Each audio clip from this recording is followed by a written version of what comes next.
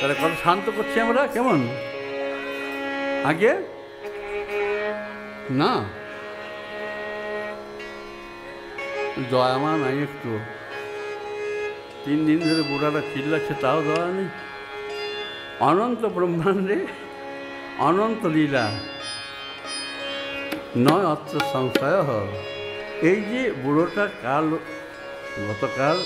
গত পরশু এত কথা বলল, এইসব কথা তো আপনারা বিশ্বাসের সাথে শুনছেন।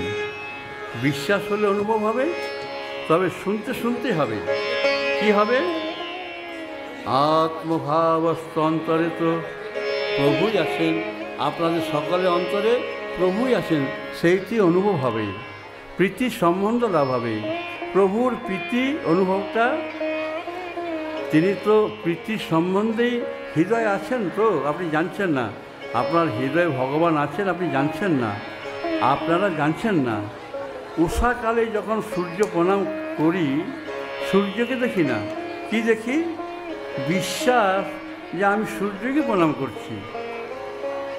সূর্যের উদয় হলে আর উষা দেখা যায় না, বেশ সুন্দর রক্তবর্ণ, সেটি সূর্যেরই রশ্মি, সূর্যের রশ্মি, আর কিছু না।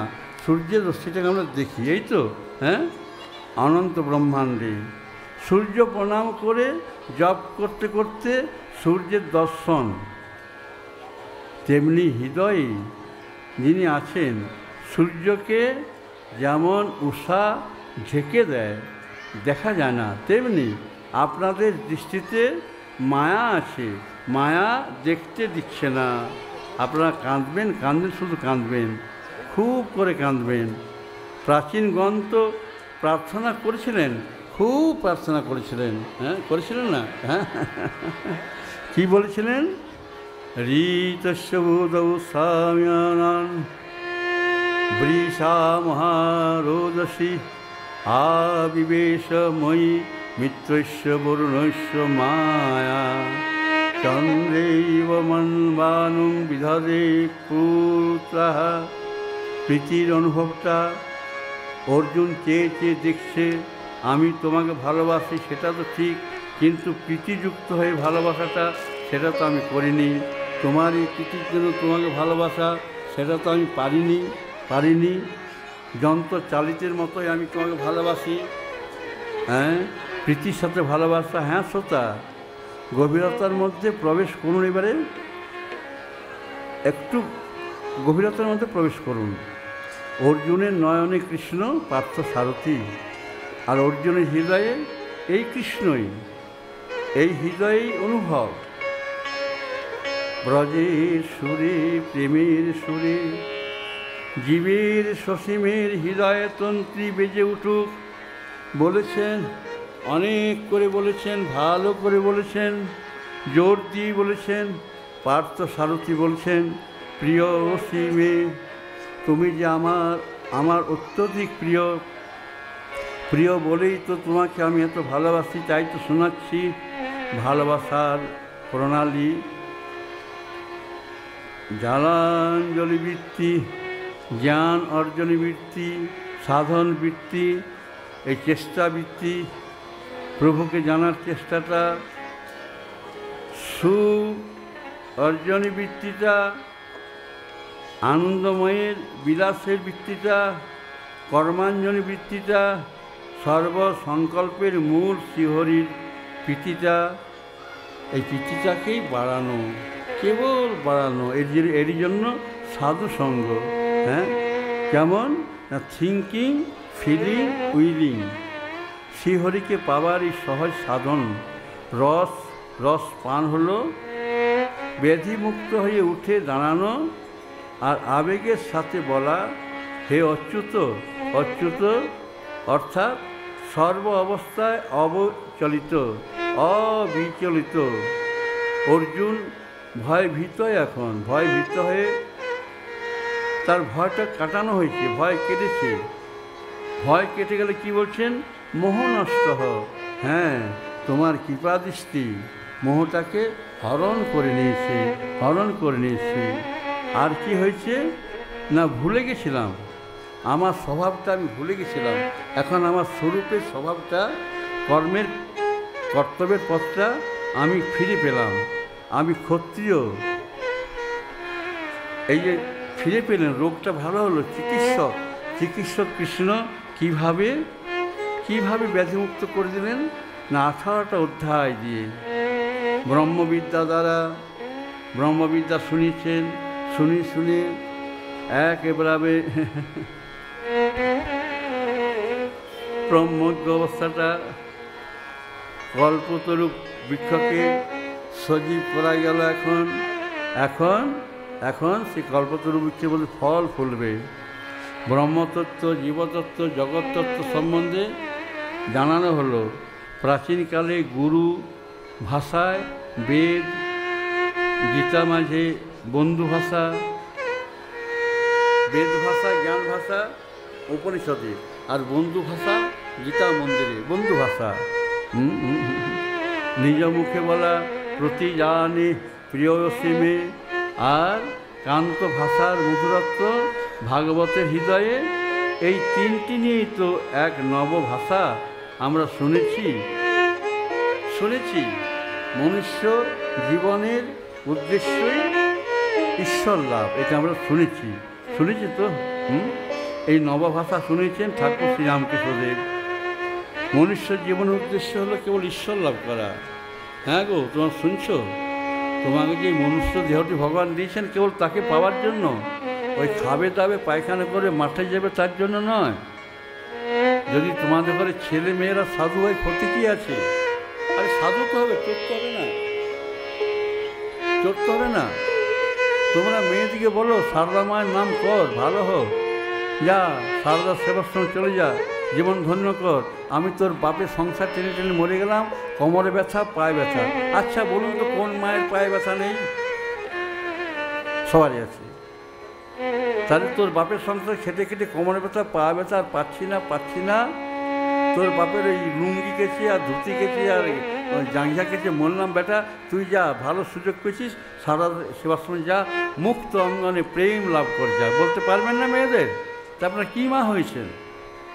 যখন কোনো মেয়ের বিয়ে হতো মা সারদা কাঁদতেন যে ওই সংসার জ্বলে পড়ে মরবে, ছাই হবে, ছি ছাই হয়ে যাবে।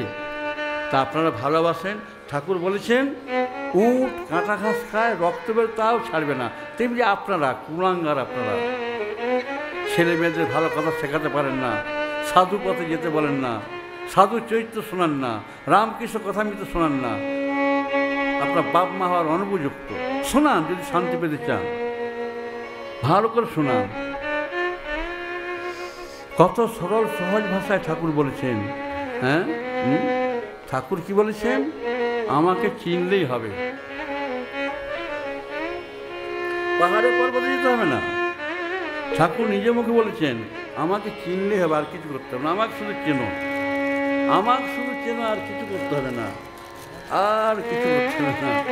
শুধু আমাকে চেনো, আর কিছু করার দরকার নেই।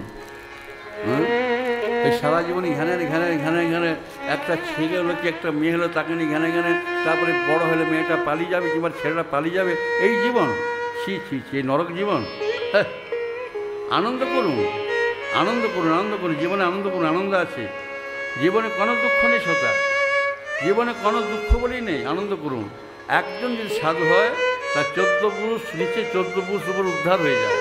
হ্যাঁ, ভগবানের নাম করবে, ভালো আনন্দ করবে। হ্যাঁ, 14 পুরুষ উদ্ধার হয়ে যে মা বাবার নাম জগতে লেখা থাকবে। তো শ্রোতা, চিকিৎসা জ্ঞান, পূর্ণ কথা, রোগ নিবারণ কথা কোনটা? ভক্তি কথা। হৃদয়ে ভরা প্রেম রসে নিংড়ানো ভক্তি কথা, একমাত্র ভক্তি কথা। হ্যাঁ শ্রোতা, আপনারা জানেন যে নামমাত্রেণ করোতি আরোগ্যম, কেবলমাত্র ওষুধের নামটি ট্যাবলেট বলে রোগটা ভালো হবে না।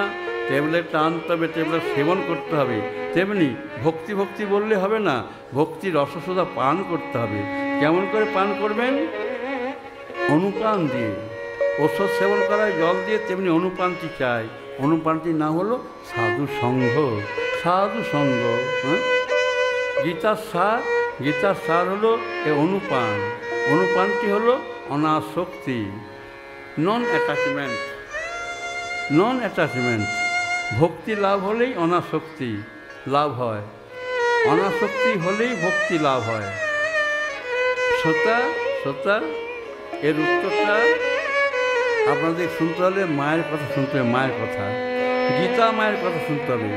গীতা কি বলছেন? গীতা সুগীতা কর্তব্যা মাতা শারদা ব্রহ্ম নির্বাণম শারদা শরণম পরমানন্দ স্বরূপা প্রেমরূপা বিদ্যা মাতা শারদা অবিদ্যা মায়া সংসার কামনা কর্মণম মুহ্যমাননম জননম হিতার্থম শ্রবণস্মরণ যোগ্যানি কর্মাণি করিস। গীতা মন্দিরে এই কথা। হ্যাঁ শ্রোতা শ্রোতা, হ্যাঁ শুনছেন তো? গীতা সুগীতা কর্তব্যা মত ভক্তানাম বিনোদার্থম করমি বিবিধা ক্রিয়া। গীতা সুগীতা কর্তব্যা পুনঃ পুনঃ শরণম কুর্বন্তি কীর্তয়ন্তি সর্বদা স্মরণম কুর্বন্তি নন্দতি সংসারে গতাগতি নিবারকম নিবারকম। গীতা গীতা গীতা মাতৃচরণ কমলম পশ্যন্তি।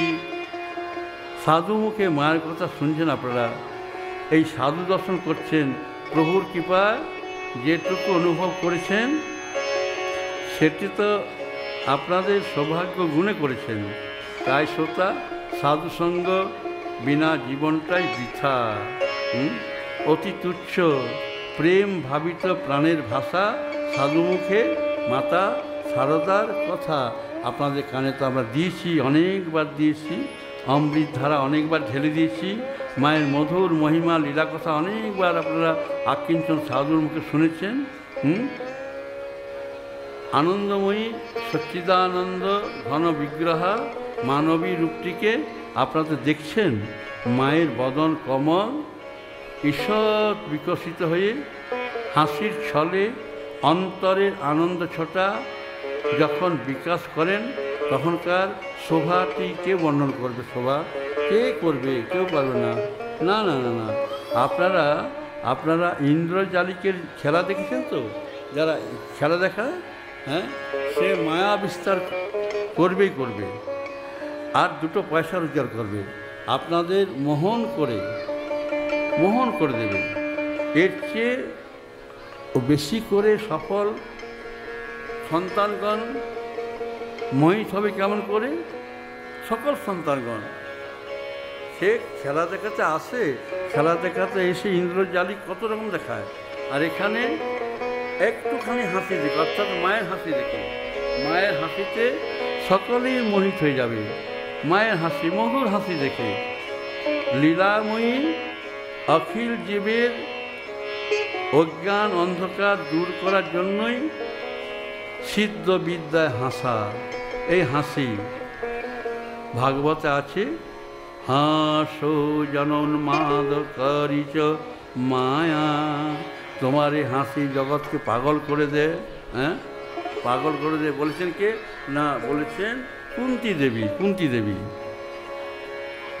নয়ন আনন্দ জলে পূর্ণ হবে। মায়ের লীলা বর্ণন শুনবেন। কী লীলা বর্ণন? এই যুগে মা কী করেছেন? খুন্তি হাতে রান্না করেছেন। মা কী করেছেন? 5 ফোড়ন দিয়েছেন। মা কী করেছেন?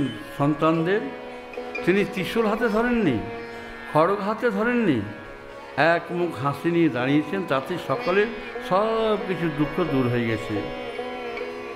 তিনি আমাদের যত কিছু অন্ধকার দূর করে দিয়েছেন, আজও করছেন, শুধু একটি হাসিতে। হ্যাঁ শ্রোতা শ্রোতা, এই হাসিরূপ হাতিয়ারটা, এই হাতিয়ারটা আমাদের বধ করতে পারবে না। মা আমাদের কাছে হাসবেন না। কী করে হাসবেন? আমাকে থেকে তোমার হাসবেন, এরে বুড়ো ফগলা, তুই কী করে গান গাইছিস, কী করে কথা বলছিস, হ্যাঁ, ফপ করছিস,